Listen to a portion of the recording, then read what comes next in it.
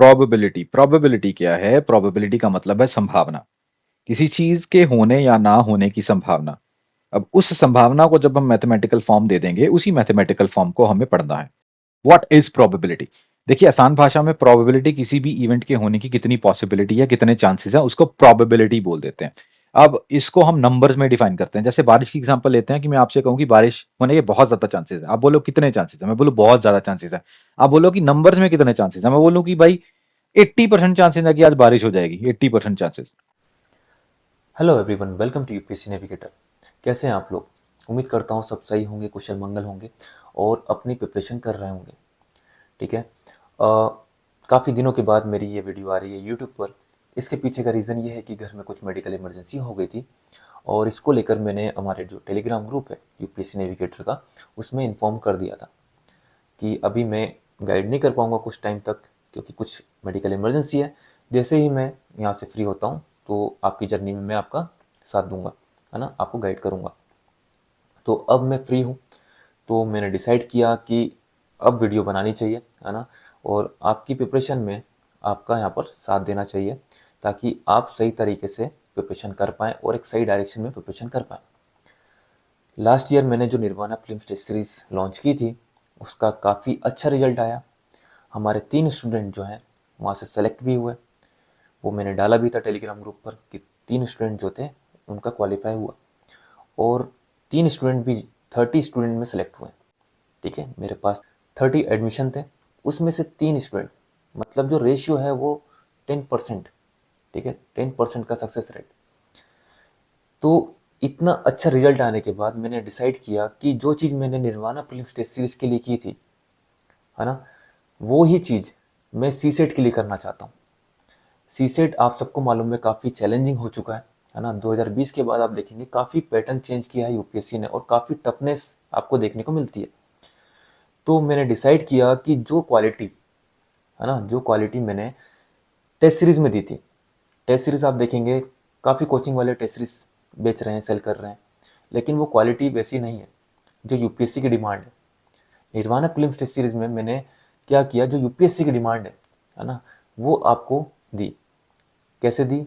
जो यूपीएससी के previous papers हैं, चाहे वो यूपीएससी का सीडीएस हो, सीएपीएफ हो, एनडीए हो, सिविल सर्विसेज एग्जाम हो, जियो साइंटिस्ट हो, एपीएफसी, ईपीएफ हो, जितने भी एग्जाम होते हैं यूपीएससी के, उनके सभी के क्वेश्चन मैंने आपको दिए, है ना, उससे मैंने टेस्ट सीरीज बनाई। तो वही चीज़ मैं आपको यहाँ पर करना चाह रहा हूँ सी सेट को लेकर। ठीक है, सी सेट में लोग क्या कर रहे हैं, कुछ भी पढ़ा रहे हैं। ठीक है, एसएससी का पढ़ा दे रहे हैं। ठीक है, जो क्वेश्चन की डिमांड है, जो यूपीएससी की डिमांड है, उस लेवल के क्वेश्चंस नहीं है। फैकल्टी उस तरह पढ़ा भी नहीं रहा है। ठीक है, हमें क्या चाहिए, हमें ऐसा पढ़ाओ कि भाई एग्जाम में हमें कैसे क्वेश्चन को सॉल्व करना है। ठीक है, साथ में अप्रोच, जो फैकल्टी आपको पढ़ा रहे हैं, अभी तक आपने जिनसे पढ़ा है, वो सिर्फ पढ़ा दे रहे हैं, है ना। एक्चुअल अप्रोच क्या होती है एग्जाम में? ठीक है, क्वेश्चन को कैसे हैंडल करना है। ऐसा तो नहीं है कि आप पूरा लाइन टू लाइन आप वहाँ पर सॉल्व करने जाएंगे। ठीक है, एक क्वेश्चन को आपको कुछ शॉर्ट तरीके से उसको सॉल्व करना रहता है। ठीक है, और सब कुछ पढ़ा दे रहे हैं, हमें सब कुछ भी नहीं पढ़ना है ना। क्या है, जैसे परसेंटेज है, परसेंटेज यदि आप पढ़ने जाएंगे तो आप 2 महीने 3 महीने पढ़ते रहो। ठीक है, लेकिन यदि हमको सी सेट के हिसाब से पढ़ना है तो परसेंटेज हमें पूरा ऐसा नहीं पढ़ना कि आप 2 3 महीने सिर्फ परसेंटेज पढ़ रहे हैं, नंबर सिस्टम आप 3 3 4 4 महीने पढ़ रहे हैं, ऐसा नहीं होना है। ठीक है, तो हम क्या कर रहे हैं, हम सी सेट के लिए एक इनिशिएटिव लेकर आ रहे हैं, जिसमें आपको यूपीएससी के अकॉर्डिंग आपको पढ़ाया जाएगा, यूपीएससी की जो डिमांड है वो फुलफिल की जाएगी। मैं आपको बस इतना कहना चाहूँगा, जो चीज़ आपको निर्वाणा फिल्म टेस्ट सीरीज में देखने को मिली थी, जो क्वालिटी आपको देखने को मिली थी, वही चीज़ आपको सी सेट में देखने को मिलेगी। ठीक है, जो रिजल्ट आपने निर्वाणा फिल्म टेस्ट सीरीज में देखने को मिला, ठीक है, वही रिजल्ट आपको सी सेट में भी देखने को मिलेगा। और निर्वाणा फिल्म टेस्ट सीरीज में जो स्टूडेंट सेलेक्ट हुए हैं, है ना, 3 स्टूडेंट जो सेलेक्ट हुए हैं, उनमें से एक स्टूडेंट ऐसा था जिसका 5th अटेम्प्ट में उसका प्रीलिम निकला है, एक का 3rd अटेम्प्ट में निकला है, एक का 4th अटेम्प्ट में निकला है। मतलब पहली बार उनका यहाँ पे प्रीलिम्स निकला, वो भी निर्वाणा फिल्म टेस्ट सीरीज के थ्रू। ठीक है, फीडबैक भी मैं आपको दिखाऊंगा, है ना। टेलीग्राम ग्रुप आप ज्वाइन कीजिए, टेलीग्राम ग्रुप पर मैंने फीडबैक भी डाले हुए हैं, है ना। जो स्टूडेंट ने यहाँ पर ज्वाइन किया था उन्होंने सबने फीडबैक भी दिए हुए। ओके, तो जो नेक्स्ट वॉइस आने वाली है इस वीडियो में, वो मैथ्स के जो फैकल्टी हैं आपको जो पढ़ाने वाले हैं, उनकी वॉइस आपको यहाँ पर देखने को मिलेगी। ठीक है, तो कंप्लीट देखिए उस वीडियो को। वो एक डेमो लेक्चर है ना। सर आपको किस तरह गाइड करेंगे, किस तरह पढ़ाएंगे, कैसे कोई टफ क्वेश्चन है, कंसेप्ट है, उसको किस तरह इजी तरीके से आपको समझा रहे हैं, आपको वो चीज़ समझ में आ जाएगी। ठीक है, तो नेक्स्ट जो वॉइस है वो सर की होने वाली है, तो बने रहिए वीडियो के एंड तक। ठीक है, और यदि पसंद आए, है ना, सर का पढ़ाना यदि आपको पसंद आता है तो लाइक कीजिएगा, कमेंट करके बताइएगा। और कोर्स की डिटेल जो भी रहेगी, है ना, आप टेलीग्राम ग्रुप पर ज्वाइन हो सकते हैं, वहाँ से आपको कोर्स की डिटेल भी मिल जाएगी। ठीक है, चलो। हेलो दोस्तों, मेरा नाम है सौरभ शर्मा और आप जुड़े हुए हैं यूपीएससी नेविगेटर के साथ, आपका trusted guide for CSAT preparation.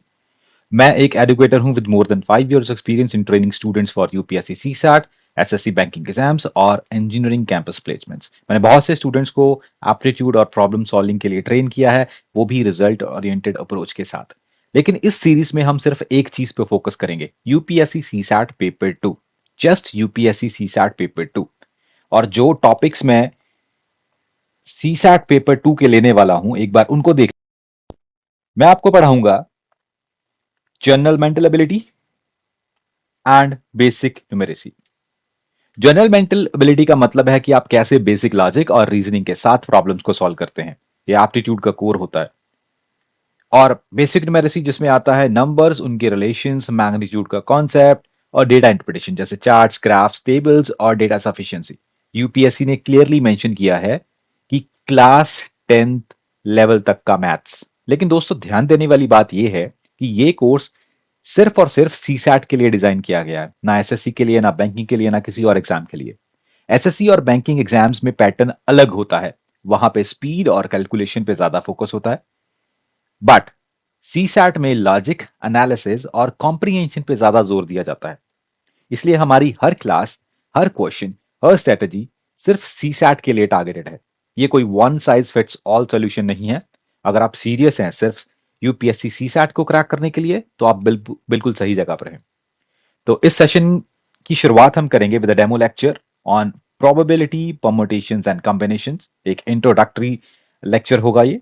चलिए देखते हैं प्रोबेबिलिटी, परम्यूटेशन एंड कॉम्बिनेशन के बेसिक्स। प्रोबेबिलिटी क्या है? प्रोबेबिलिटी का मतलब है संभावना, किसी चीज के होने या ना होने की संभावना। अब उस संभावना को जब हम मैथमेटिकल फॉर्म दे देंगे, उसी मैथमेटिकल फॉर्म को हमें पढ़ना है। एक सिंपल सी एग्जांपल है कि अगर मैं आपसे कहूं कि आज बारिश होने की संभावना 80% है, तो मतलब काफी संभावित है कि आज बारिश हो जाएगी। तो मैंने 80% जब बोल दिया, तो मैंने उस संभावना को मैथमेटिकल फॉर्म दे दिया। अब ये 80% कहां से आया, यही हमने पढ़ना है। अब उस 80% को कैलकुलेट करने के लिए मैं गणना करने के जो तरीके हैं उनको यूज करूंगा। अब वही है परम्यूटेशंस एंड कॉम्बिनेशंस। ठीक है, परम्यूटेशंस कॉम्बिनेशंस कुछ नहीं है, गणना गणना करने के तरीके हैं, ये हम देखेंगे आगे। तो हमारा मकसद क्या है? What are the learning objectives? Learning objectives are, हमें पढ़ने हैं प्रोबेबिलिटी के बेसिक्स, की प्रोबेबिलिटी होता क्या है उसको समझना है। देन हमें समझना है परम्यूटेशन कॉम्बिनेशन क्या है, ऑर्डर्ड अनऑर्डर्ड सिलेक्शंस क्या हैं, सिलेक्शन और अरेंजमेंट्स में क्या डिफरेंस है। फिर हम उनको रियल वर्ल्ड एप्लीकेशंस के साथ जोड़ के देखेंगे, ताकि हमें इनको समझने में और अप्लाई करने में और आसानी हो। तो चलिए चलते हैं हमारे पहले कॉन्सेप्ट पे। What is probability? देखिए, आसान भाषा में प्रोबेबिलिटी किसी भी इवेंट के होने की कितनी पॉसिबिलिटी है, कितने चांसेस है, उसको प्रोबेबिलिटी बोल देते हैं। अब इसको हम नंबर्स में डिफाइन करते हैं। जैसे बारिश की एग्जांपल लेते हैं कि मैं आपसे कहूं कि बारिश होने के बहुत ज्यादा चांसेस है। आप बोलो कितने चांसेस है, मैं बोलूं बहुत ज्यादा चांसेस है।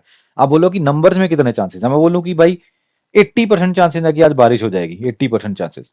ठीक है, अब इस 80% को मैं कैसे लिख सकता हूँ? 4/5, है ना। 80% मीन्स 80/100। तो 80/100 जब 20 पे कटेगा तो 4/5। तो जनरली आप देखो कि प्रोबेबिलिटी फ्रैक्शंस में डिफाइन की जाती है। ठीक है, 80% कहना भी सही है, गलत नहीं है। समवन सेज कि what is the probability of particular event, आप परसेंटेज में भी डिफाइन कर सकते हो, आप फ्रैक्शन में भी डिफाइन कर सकते हो, बट जनरली आप देखो कि फ्रैक्शन में डिफाइन किया जाता है। ठीक है, तो ये समझ में आया होगा आपको कि प्रोबेबिलिटी को कैसे डिफाइन करते हैं, the way of defining, representing probability. तो यहां से ये तो समझ में आता है, जब प्रोबेबिलिटी को फ्रैक्शन में डिफाइन किया गया तो 0 से लेके 1 के बीच बीच में आएगा, है ना। 0 मतलब 0%, 1 मीन्स 100%। तो प्रोबेबिलिटी को जब भी हम फ्रैक्शन में डिफाइन करेंगे, मिनिमम प्रोबेबिलिटी क्या होगी 0, मैक्सिमम प्रोबेबिलिटी क्या होगी 1। ठीक है, अब ये जो 80% मैंने बोला, ये आया कहां से? कुछ फैक्टर्स तो होंगे ना जो जो 80% बता रहे हैं मेरे को। अब उन फैक्टर्स की बात करते हैं। बारिश की बात की थी हमने, बारिश के होने के चांसेस हैं 80%। अब बारिश होगी या नहीं होगी, ये डिसाइड करने वाले मान लीजिए 5 फैक्टर हैं। कौन कौन से हैं? हाइपोथेटिकली, बस एग्जाम्पल के लिए बता रहा हूं, एक्चुअल में ऐसा नहीं है। मान लीजिए बादल हैं कि नहीं है, उस पर डिपेंड करता है। टेम्परेचर बाहर कैसा है, उस पर डिपेंड करता है। ह्यूमिडिटी पे मान लीजिए बारिश होगी नहीं होगी, इस पर डिपेंड करती है।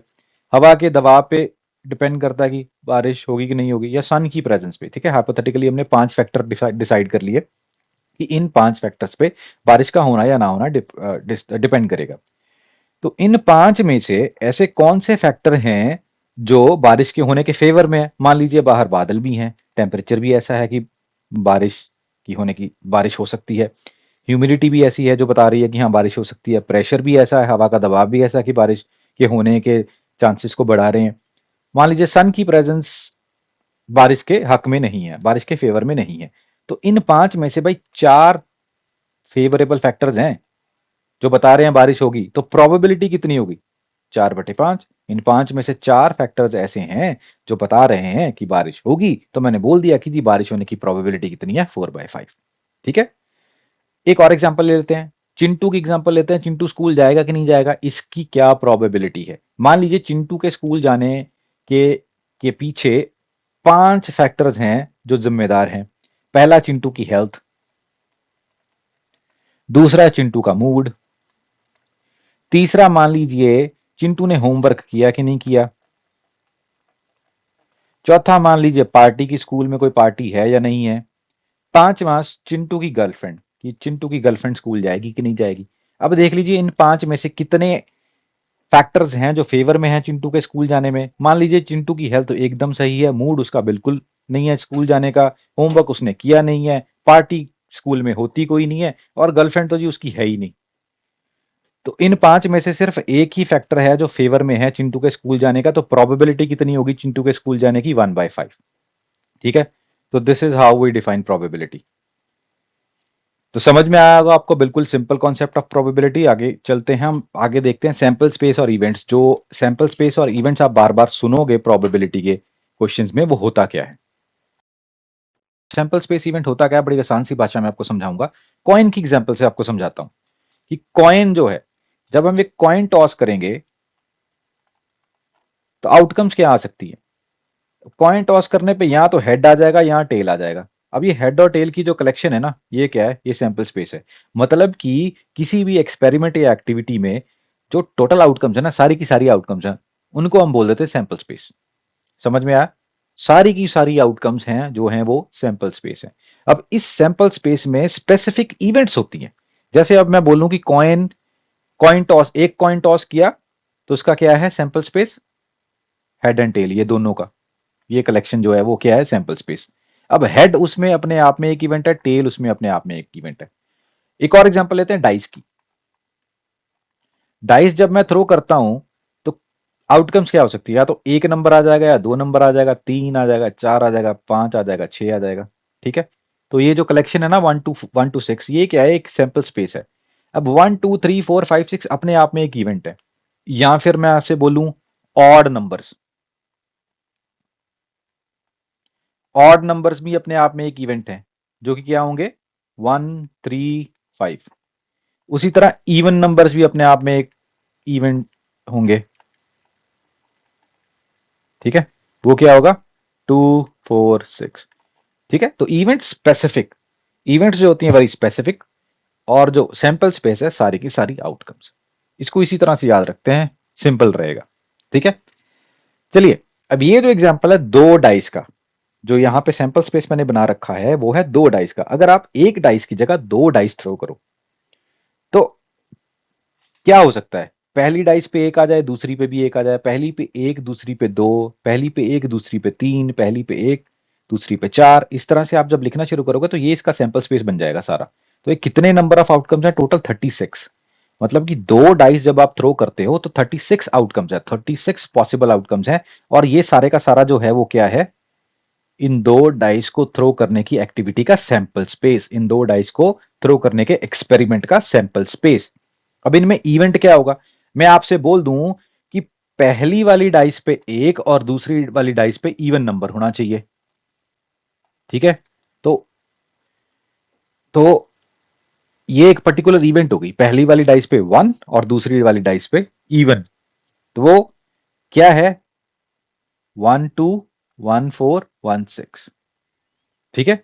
अब यहीं पे आपसे प्रोबेबिलिटी पूछ लूं, तो प्रोबेबिलिटी क्या है? Probability is nothing but 3 divided by 36। इस इवेंट की, मान लीजिए इस इवेंट को मैंने बोल दिया A, event A is 1 on first dice and even number on the second dice. Event A जो है वो 1 on first dice and even number on the second dice. अब इस इवेंट ए की प्रोबेबिलिटी क्या है? इवेंट ए का score कितना है? 1 2 3। सारी की सारी आउटकम्स कितनी है? 36, तो 3/36, ठीक है? इवेंट ए के स्पेस में कितनी आउटकम्स हैं? 3। टोटल आउटकम्स कितनी है? 36। इसी को मैं अगर फॉर्मूला की भाषा में बोलूं तो फेवरेबल आउटकम्स कितनी है? 3, क्योंकि यही तो आउटकम्स है ना जो आ सकती हैं, 1 2 1 4 1 6। तो फेवरेबल आउटकम्स कितनी है? 3। और टोटल आउटकम्स कितनी है? 36। तो इसी तरह से हम क्या करते हैं? प्रोबेबिलिटी का पता करते हैं, ठीक है? अब ये 36 कैसे आया, इस पे बाद में फोकस करेंगे। This is like 6 square. अगर जैसे मान लीजिए एक डाइस था तो सैंपल स्पेस कितना था? 6। दो डाइस होंगे तो 6 स्क्वायर, तीन डाइस होंगे तो 6 क्यूब, चार डाइस होंगे तो 6 की पावर 4। ये एंड लॉजिक से आया है, ठीक है? एंड लॉजिक से आया, एंड और लॉजिक भी आपको पढ़ाऊंगा, ठीक है? कैसे आपने कैलकुलेट करना है कि सैंपल स्पेस में कितने पॉइंट्स रहेंगे, सैंपल स्पेस कितना बड़ा होगा, कितना नहीं होगा, वो सब हम आगे डिस्कस करेंगे। तो ये तो आपको चीज सिंपल समझ में आई होगी, सैंपल स्पेस और इवेंट में डिफरेंस क्या आता है, और वहां से हमने प्रोबेबिलिटी कैसे देखनी है, ठीक है? तो चलिए आगे चलते हैं हमारे नेक्स्ट कॉन्सेप्ट। देखिए, कॉम्प्लीमेंट्री इवेंट्स काफी इंपॉर्टेंट कॉन्सेप्ट है। क्वेश्चंस में आपको समझ में आएगा जब कॉम्प्लीमेंट्री इवेंट्स के साथ रिलेटेड हम क्वेश्चंस करेंगे। तो अभी के लिए कॉन्सेप्ट को समझते हैं। देखिए, कॉम्प्लीमेंट्री इवेंट ऑपोजिट इवेंट होता है एक तरह से, ठीक है? जैसे अगर आपसे कहूं मैं, there is an event E, ठीक है? There is an event E, तो probability of happening E let's say is N, ठीक है? एन मान बोल दिया हमने। तो उसकी कॉम्प्लीमेंट्री इवेंट क्या होगी? कॉम्प्लीमेंट्री इवेंट होगी इवेंट ऑफ नॉट हैपनिंग ई। तो प्रोबेबिलिटी ऑफ नॉट हैपनिंग ई क्या होगी? हमेशा 1 - n, ठीक है? In other words, probability of E and probability of complement of E is always adds up to 1, ठीक है? ये चीज समझ में आई होगी आपको, फिर से समझाता हूं। कॉम्प्लीमेंट, किसी इवेंट का कॉम्प्लीमेंट क्या होता है? उसका बिल्कुल उल्टा, ठीक है? जैसे मैं आपसे कहूं कि एक कॉइन मैंने टॉस किया, एक कॉइन मैंने टॉस किया, तो या तो हेड आएगा या टेल आएगा, है ना? तो हेड एंड टेल आपस में कॉम्प्लीमेंट है, या तो ये आएगा या तो वो आएगा। अगर ये नहीं आया वो तो आएगा ही आएगा, ठीक है? इस तरह से। अगर मैं एक और एग्जांपल ले लूं, जैसे मैंने डाइस थ्रो किया, तो इसमें एक इवेंट है let's say E, getting an even number. एक इवेंट है ओ, गेटिंग एन ऑड नंबर, ठीक है? या तो इवन नंबर आएगा या तो ऑड नंबर आएगा, ठीक है? दोनों में से कोई तो आएगा ना। तो इसी तरह से गेटिंग एन इवन नंबर, वो वाली इवेंट, वो कॉम्प्लीमेंट है किसका? गेटिंग एन ऑड नंबर, ठीक है? तो हमेशा आपको याद रखना है कि probability of any event plus probability of its complement is always 1, ठीक है? कॉम्प्लीमेंट जैसे यहां पे डिफाइन किया, not A. A is an event, उसका कॉम्प्लीमेंट क्या होगा? Not a. सिंपल सी है, सिंपल सा लॉजिक है, ठीक है? क्वेश्चंस में और अच्छे से समझ में आएगा आपको, ठीक है? तो एक और एग्जांपल देख लेते हैं प्रोबेबिलिटी की, और इस फॉर्मूला को अच्छे से समझ लेते हैं।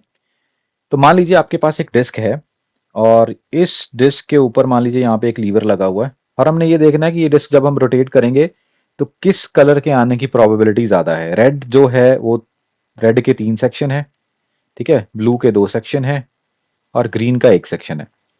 फॉर्मूला वगैरह सब भूल जाइए, एक सिंपल सी अंडरस्टैंडिंग से, कॉमन सेंस से ये समझिए कि ये कोई भी बता सकता है कि रेड के आने के चांसेस ज्यादा हैं। क्यों? क्योंकि रेड के 3 सेक्शन है। ठीक है, इसको अगर मैं अब ब्रेक करूं प्रोबेबिलिटी की सेंस में या फिर क्वेश्चंस की सेंस में, फॉर्मूला की सेंस में, तो इवेंट है, रेड आना एक इवेंट है। इवेंट है रेड, जिसके कितने आउटकम्स हैं? 3। उसी तरह ब्लू आना भी एक इवेंट है, जिसके कितने आउटकम्स हैं? 2। ग्रीन आना भी, उसके कितने आउटकम्स हैं? 1। ठीक है, तो अब आपसे मैं कहूं व्हाट इज द प्रोबेबिलिटी कि इस ये डिस्क जो है इस लीवर के ऊपर, रेड कलर के ऊपर रुकेगी। फेवरेबल आउटकम कितने हो गए? 3। टोटल आउटकम कितने हैं? 6। तो रेड की प्रोबेबिलिटी कितनी होगी? 1/2, मतलब 50%। उसी तरह ब्लू के लिए 2/6, ग्रीन के लिए 1/6। ठीक है, मैं यहां पे लिख देता हूं, probability of getting a R event R is 1/2, probability of getting the event blue is 1/3, and probability of getting event green is 1/6। और एक मजे की बात और है, जब आप इन तीनों को ऐड करोगे 1/2, 1/3 एंड 1/6, ये क्या होना चाहिए? इक्वल्स टू 1 होना चाहिए। ठीक है, करके देख लेते हैं आप।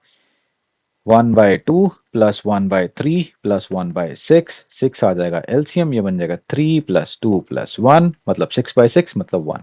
ठीक है, समझ में आने वाली बात है कि यहां तो रेड आएगा, या ब्लू आएगा, या ग्रीन आएगा। ठीक है, कुछ तो आएगा ना। अब तीनों की प्रोबेबिलिटी जब मैं ऐड कर दूंगा तो 1, मतलब कुछ ना कुछ तो आएगा। समझ में आया होगा आपको। ठीक है, हल्का फुल्का सा कॉन्सेप्ट मैंने आपको बताया, समझाया, बहुत आसान तरीके से समझाने की कोशिश करिए। अब आगे चलते हैं हम कॉम्बिनेशंस पे। ठीक है, कॉम्बिनेशंस पे कि कॉम्बिनेशंस क्या होता है। बात करते हैं कॉम्बिनेशंस की। Combination is all about counting. किस तरह की काउंटिंग? मान लीजिए आपके पास काफी सारी आइटम्स अवेलेबल हैं, उनमें से आपने कुछ आइटम्स सिलेक्ट करनी है, and the number of ways in which you can select those items is combination. Simple सी एग्जांपल है, मान लीजिए आपके पास 5 ऑलराउंडर्स अवेलेबल हैं। ठीक है, सिलेक्शन कमेटी ने आपको 5 ऑलराउंडर्स दे दिए, बट आपको टीम में 3 ही ऑलराउंडर्स खिलाने हैं। तो कितने नंबर ऑफ वेज में आप इन 3 ऑलराउंडर्स को सिलेक्ट कर सकते हो? That is combination. यहां पे ऑर्डर मैटर नहीं करता। ऑर्डर मैटर नहीं करता, इसको समझने के लिए एक स्टेटमेंट बोलता हूं आपको। मान लीजिए सिलेक्शन कमेटी ने मेरे से पूछा, अच्छा तेरे को 5 ऑलराउंडर्स दिए थे, कौन से 3 तूने सिलेक्ट किए? मैंने बोला मैंने सिलेक्ट कर लिए ए, बी और सी।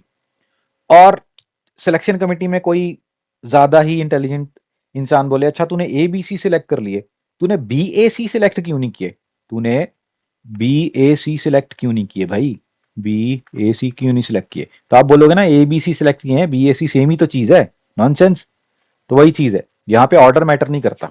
ठीक है, चलिए देखते हैं मैन्युअली इनकी कितने नंबर ऑफ वेज में हम इन 3 ऑलराउंडर्स को सिलेक्ट कर सकते हैं। ए बी सी एक वे हो सकता है, देन ए बी डी एक वे हो सकता है, ए बी ई, ठीक है, एक सिलेक्शन ये बन सकती है। अब बात करते हैं ए सी डी, ये एक सिलेक्शन हो सकती है, ए सी ई एक सिलेक्शन हो सकती है, देन ए डी ई एक सिलेक्शन हो सकती है। ठीक है, उसके बाद बी सी डी एक सिलेक्शन हो सकती है, बी सी ई एक सिलेक्शन हो सकती है, बी डी ई एक सिलेक्शन हो सकती है। उसके बाद सी डी ई एक सिलेक्शन हो सकती है, इसके अलावा कोई सिलेक्शन नहीं बनेगी। ठीक है, तो कितनी नंबर ऑफ सिलेक्शन बन गई? 1 2 3 4 5 6 7 8 9 और 10। अब ये जहां तक इस नंबर का सवाल है कि 10 नंबर ऑफ सिलेक्शंस बनी, ये आप सीधा सीधा एक फॉर्मूला से भी पता कर सकते हो। वो क्या है? वो फॉर्मूला एनसीआर, कॉम्बिनेशंस का फॉर्मूला।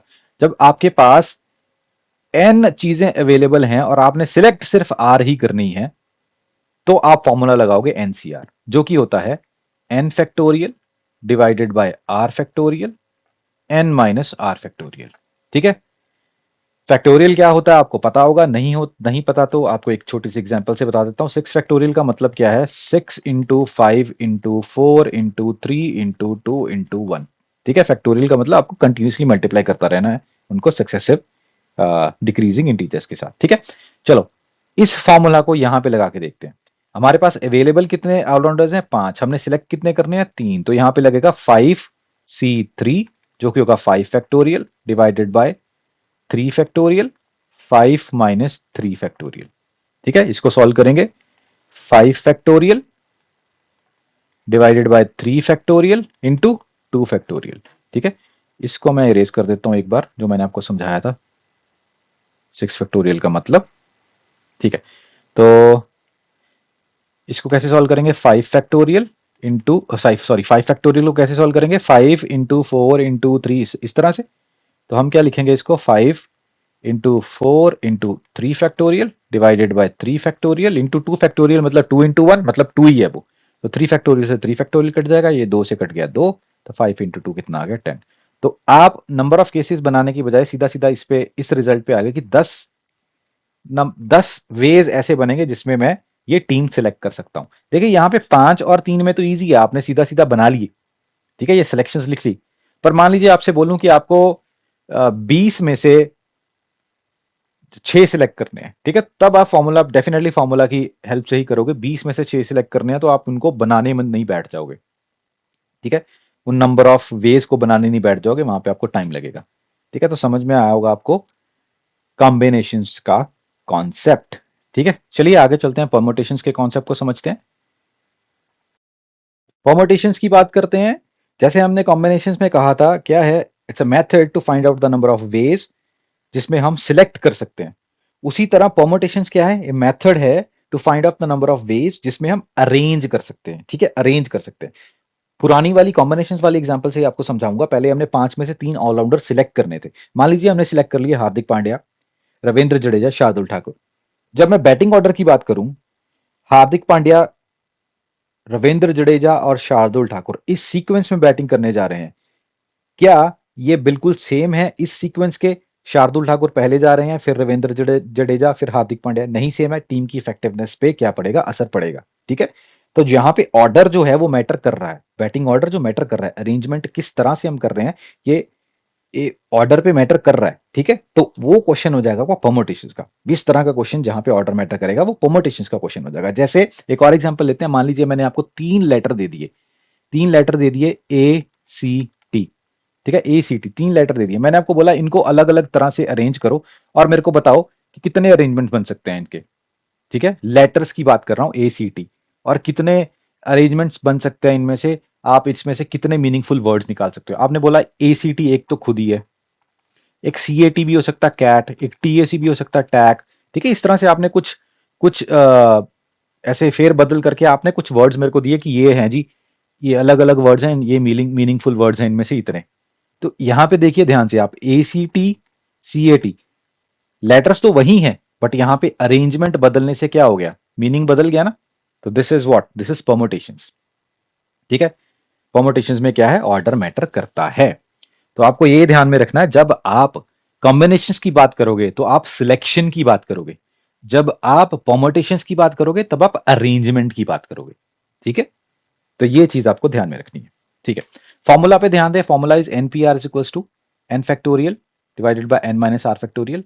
अगर इसमें एक आर फैक्टोरियल और होता तो क्या बन जाता है? NCR ही बन जाता। तो यहां से ये पता चलता है हमें NPR is also equals to NCR into R factorial.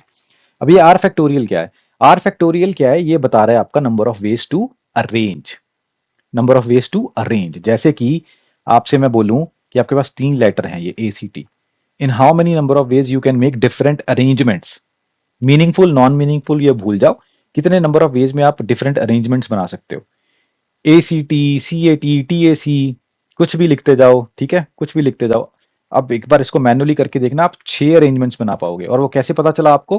कि 3 आपके पास लेटर्स हैं, ठीक है, 3 आपके पास लेटर्स हैं, आपने इनको अरेंज करना है तो कितने नंबर ऑफ वेज बनेंगे? 3 फैक्टोरियल वेज बनेंगे। ठीक है, ये चीज आपको समझ में आई होगी। अगर आपके पास n number of available items हैं और उनको आपको अरेंज करना है तो कितने नंबर ऑफ अरेंजमेंट्स बनेंगे? n factorial number of arrangements बनेंगे। ठीक है, चलो अब इस कॉन्सेप्ट को समझ के आप यहां पे अप्लाई करो कि मतलब कि जो परमुटेशन है उसका मतलब क्या है? पहले कर लो सिलेक्ट, फिर कर लो अरेंज।